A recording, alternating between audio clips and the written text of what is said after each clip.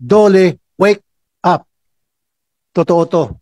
Kasi Madam Chair, nag-ikot ako recently sa Kamanaba. Yung mga top 5 biggest manufacturing companies dyan sa Kamanaba area, and never ever pa na-inspect na Dole. At kung meron man doon na sagasaan na na-inspect ng Dole, yung Dole nag-inspect, pumunta lang diretso sa opisina ng HR, paglabas may kasama ng envelope na makapal, hindi man lang kinausap yung mga workers. Kaya during the last hearing I was here, I dared Dole na ipresenta sa akin yung pangalan ng mga field inspector sa Kamanaba because hiriting ko sa budget deliberation, pagsisibakin mga yon.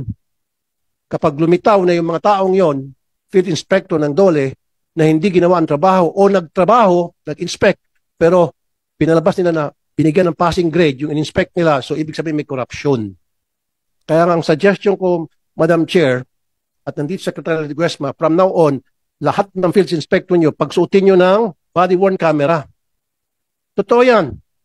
Body-worn camera para magkaalaman kung talagang ginawa yung trabaho nyo o hindi. Kasi pupunta doon yung field inspector, Madam Chair, sa halip na titingnan yung work area, kung conducive ba para doon sa mga manggagawa, yung work area nila, tapos yung mga ginagawa nila, kung tama ba, kung safe ba sila, etc. Walang ganun Wala man lang interview sa mga manggagawa. Diretso agad doon sa HR. Pagdating doon sa HR, closed door. Makikipag-usap ng 1 oras, may kape, may merienda, may lechon, I don't know. Pag uwi, meron ng daladalang envelope. Pagkapal-kapal. Ganun po palagi nangyayari, Madam Chair. We have to stop this kind of, I would even say, corruption na siguro.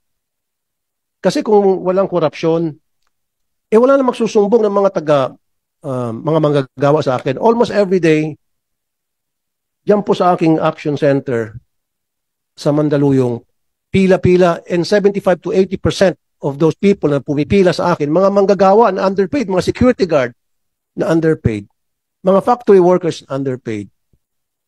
Nakakaawa naman sila, tataasan natin yung mga sweldo nila, and yet, hindi natin kaya ma-implement yun. So, Secretary Ledesma, I dare you, kasi kung hindi sa budget deliberation, ipapadefer ko ang budget ninyo. Promise.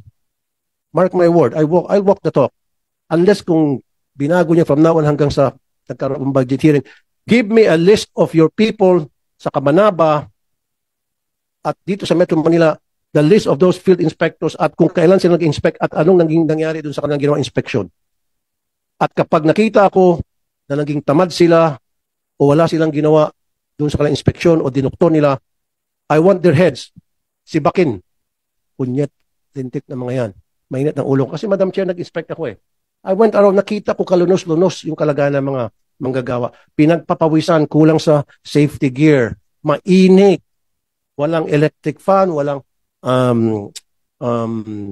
ceiling fan, industrial fan, wala. Walang boots. Pagkatapos, maliit ang sweldo.